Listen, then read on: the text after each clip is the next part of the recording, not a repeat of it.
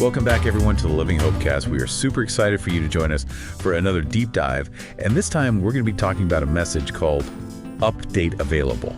Yeah, Jeremy Payton presented this at Living Hope Community Church. It was Sunday, March 23rd. Sunday, March 23rd. And he really kind of hit on some points about change, what lasts, what our future holds. I thought it was a really interesting, overall theme. Yeah, he started off talking about early cell phones. Oh, yeah. And, the Nokia. Oh, the Nokia. Who didn't spend hours on that thing. Oh, playing Snake. Yes, playing Snake, of course. And then, the Motorola RAZR with the color screen. Remember that? Oh, yeah, that was huge. Yeah. And then, we had the BlackBerry. Oh, BlackBerry. With a physical keyboard and, promising you could get email in your pocket. Right in your pocket, if you remember, that little trackball. I mean, that felt like the height of sophistication at the time. Yeah. But that's what I love about what he was saying. It's crazy to think about how much technology has changed in a relatively short amount of time. Yeah. But what I also remember from back then is upgrading. Oh, gosh. It was an ordeal. Oh, it was. Manually transferring your contacts. Yeah. And you miss one number, you're like, ugh, got to start over. Right. And, the terror of losing your phone. And all of your data. It's comical now compared to instant cloud backups. Right. Now, if you drop your phone in a puddle, it's a headache, but your digital life is usually safe. Yeah.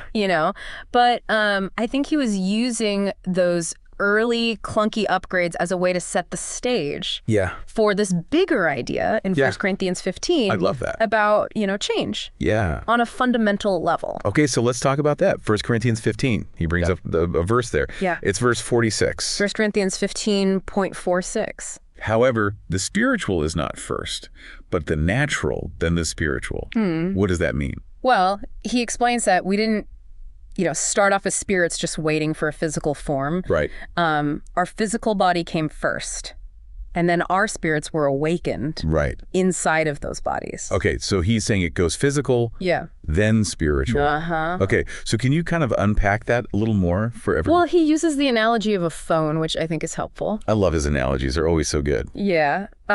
He says to think of your physical body like the hardware, the device itself. Okay. And your spirit, is like the operating system. The software? Yeah, the software. Your personality. Okay. Your consciousness, your connection to God. Okay, I love that. So the physical hardware comes before the spiritual software. Yeah. Okay. And he goes on to talk about this in 1 Corinthians 15.47-49. Okay.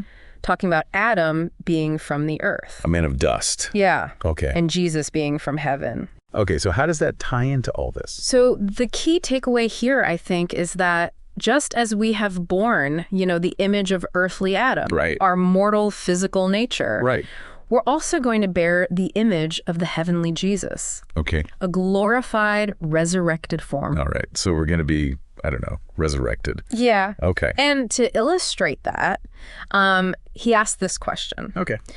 Could you install the very latest iOS, from a 2025 iPhone onto a 1999 Nokia?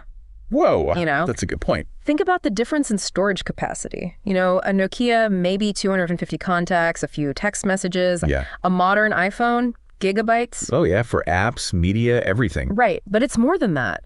Our current hardware, our bodies.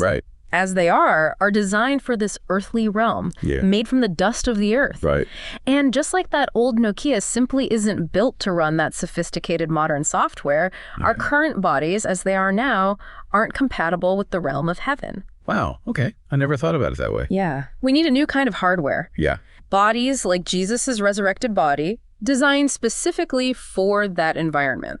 So it's not just a matter of, getting a software update for our spirit. Well, he goes on to talk about what he calls the software problem. Oh, okay. Our earthly sinful nature. He quotes 1 Corinthians 15.50. Okay. Flesh and blood cannot inherit the kingdom of God, nor can corruption inherit incorruption. Okay, what's he saying there? Well, he uses another analogy to explain it. Imagine, he says, someone offering you a USB drive with a file you really need. But they warn you that it might have a virus on it. Ooh. You'd be hesitant, right? Yeah, a little bit. Because that virus could corrupt your entire computer system. Right. Okay. Now, while sin isn't a literal computer virus, he's using this to illustrate its corrupting effect on our lives. our relationship with God, ever since sin entered the world, it's been acting like a pervasive virus infecting all of humanity. And heaven, that realm of perfect holiness and purity, can't have any trace of that sin. No corruption. Right. So our current state creates this fundamental incompatibility. Okay, so how do we fix that? Well, this leads us to the transformation described in 1 Corinthians 15.51 to 53. Okay. Listen, I'm telling you a mystery. We will not all fall asleep, but we will all be changed in a moment, in the twinkling of an eye.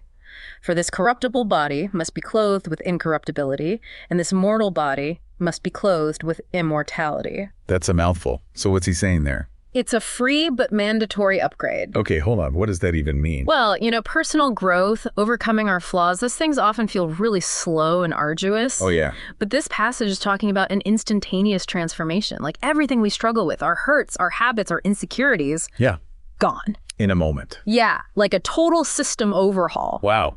And then in 1 Corinthians 15.54-5-6, it talks about death being swallowed up in victory, its power and its sting completely removed. It's almost like that feeling when you finally fix that persistent problem on your computer. Like, phew, okay, now I can relax. Relief, release. Yeah. And the key to this ultimate victory is in verse 57. It's through our Lord Jesus Christ.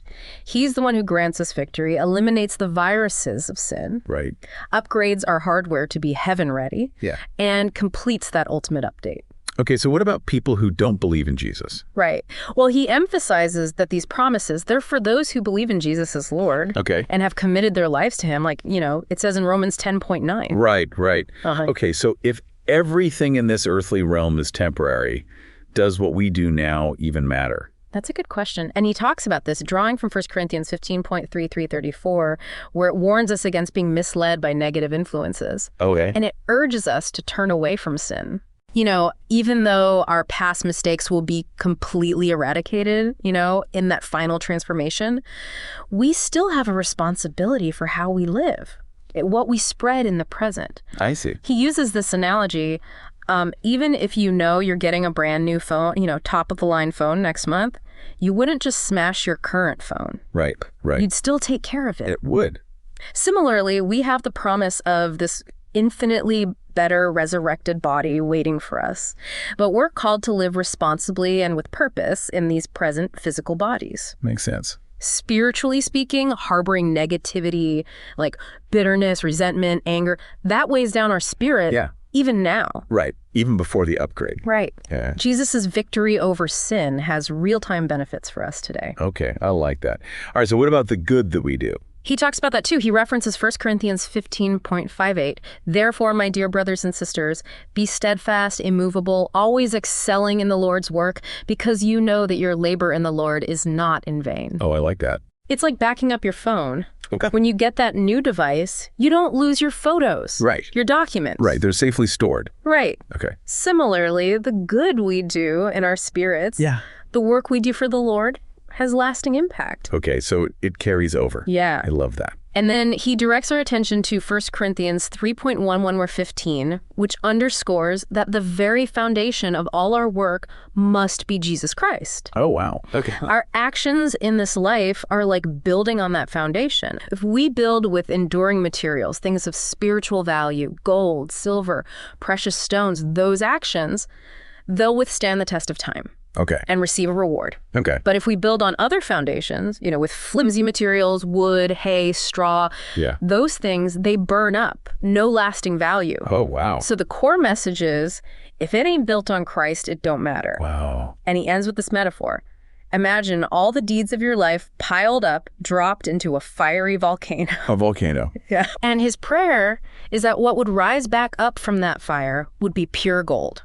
The things done for the right reasons. Yeah. Aligned with God's will. Yeah. With anything else being things we'd gladly let go of anyway. I love that. Okay, so what happens at the end? Well, he gives this beautiful blessing from 1 Peter 1.3-9. It highlights the living hope we have. Okay. Through the resurrection of Jesus. Okay. And the inheritance that's being kept safe for us in heaven.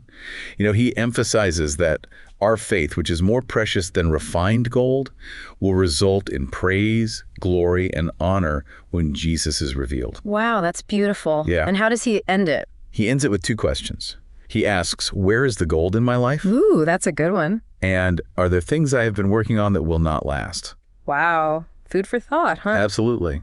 So for everybody listening, I mean, this deep dive, into Jeremy Payton's message update available, what a compelling way to look at how our present lives are connected to our future hope in Jesus. I think those analogies he used really help us understand these complex theological truths. I agree.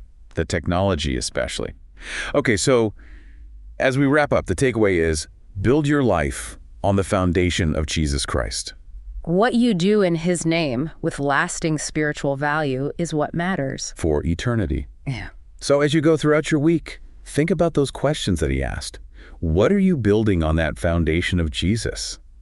And are there things you're doing that might not last? Yeah. Good stuff to think about. And for those of you that want more, we mentioned earlier, the full video is on the Living Hope website, their YouTube channel, Facebook page, and their church app. The links are in the description. We encourage you to watch it and keep thinking about these truths. Yeah, see you next time. Bye, everyone.